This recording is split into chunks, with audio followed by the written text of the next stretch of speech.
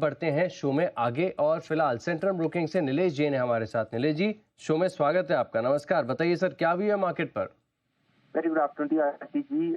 देखिए, काफी लंबे समय बाद एक बड़ी ग्रीनरी हमें देखने को मिल रही है मार्केट में। निफ्टी ने काफी बड़ा बुलिश कैंडल अभी फिलहाल बनाया है, 22,300 के ऊपर निकल चुका है। शॉर्ट कवरिंग की संभावना यहाँ बनती है, इनफैक्ट शॉर्ट कवरिंग शुरू भी हो चुकी है। यहाँ पे हमें ऐसा लग रहा है कि फॉलोअप मूव जो है वो थोड़ा एक्सटेंड हो सकता है। 22,450 22,500 तक का मूव हमें यहाँ पे देखने को मिल सकता है। हालांकि ये सिर्फ और सिर्फ फिलहाल के लिए एक पुल बैक मूव है जो हम एक्सपेक्ट कर रहे हैं कि यहाँ से कंटिन्यू होना चाहिए। तो यहाँ पे ट्रेड के लिहाज से देखें तो फ्यूचर्स में फिलहाल रिस्क एंड रिवॉर्ड इतना फेवरेबल नहीं है, इसीलिए फ्यूचर्स में ट्रेड करना थोड़ा रिस्की हो सकता है। यहाँ पे कॉल ऑप्शन के जरिए खरीदारी करके चल सकते हैं। निफ्टी का 22,300 का कल की एक्सपायरी का कॉल ऑप्शन, वीकली एक्सपायरी का, जो फिलहाल 130 के आसपास ट्रेड हो रहा है। यहाँ पे थोड़ी सी गिरावट से इसे ऐड करने की सलाह होगी। बाइंग रेंज होगी 100 से 115, 100 और 115 की रेंज में आता है तो ही से लॉन्ग करें। 70 का स्टॉप लॉस रखना होगा एंड ऊपरी स्तर पर 165 पहला टारगेट एंड दूसरा टारगेट 200 का हो सकता है। तो 165 से 200 तक का मूव हमें 22,300 के कॉल ऑप्शन में देखने को मिल सकता है। बट कंडीशनल बाय होगा, गिरावट पे यहाँ पे ऐड करने की सलाह होगी क्योंकि रिस्क एंड रिवॉर्ड फिलहाल इन लेवलों पर फेवरेबल नहीं है। बैंक निफ्टी इनफैक्ट यहाँ पे तो काफी बेहतरीन स्ट्रक्चर है क्योंकि कंपेरेटिवली यहाँ पे हमने पिछले कुछ एक दिनों में एक आउट परफॉर्मेंस देखा है। टेक्निकली अगर हम देखें तो triple bottom kind of pattern यहाँ पे बनता हुआ नजर आ रहा है। लॉन्ग बिल्डअप भी हो रहे हैं डेरिवेटिव फ्रंट पे।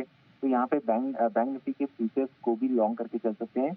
48,450 48,450 का स्टॉप लॉस रखना होगा। अगर थोड़ी सी डिप मिले तो बेहतर होगा एंड ऊपरी स्तर पर 49,100 49,300 तक का मूव में बैंक निफ्टी के फ्यूचर्स में देखने को मिल सकता है।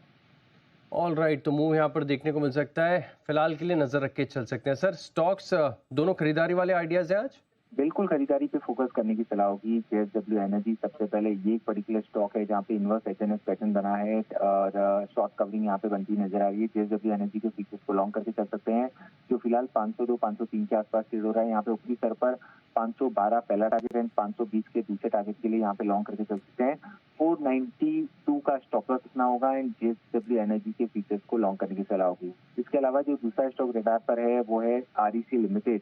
दोनों ही आरईसी और पीएफसी में काफी अच्छा रिबाउंड हम देख रहे हैं। आरईसी लिमिटेड के फीचर्स को यहाँ पे लॉन्ग करने की सलाह होगी क्योंकि हम एक फॉलोअप में यहाँ पे एक्सपेक्ट करके चल रहे हैं टूवर्ड्स द लेवल्स ऑफ 408 और 413। 408 और 413 ये दो टारगेट होंगे आरईसी लिमिटेड के फीचर्स में।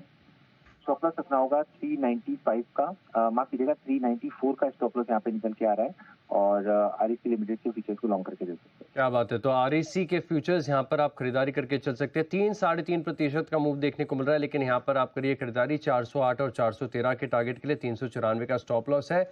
और जेएसडब्ल्यू एनर्जी यहाँ पर भी देखें तो 504 रुपए के करीब का भाव, 520 का सेकंड टारगेट और 492 रुपए करीब का आप लगा के चल सकते हैं स्टॉप लॉस। शुक्रिया सर हमारे साथ जुड़ने के लिए और ये ट्रेड सेटअप्स हमारे साथ शेयर करने के लिए।